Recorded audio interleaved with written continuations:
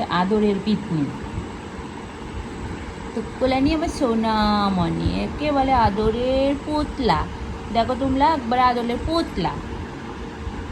এত মালি, এত মালি, এত দুস্তু কালে তাল পলেও আমার সোনা একটু লাভ করে না, তাই না মানা?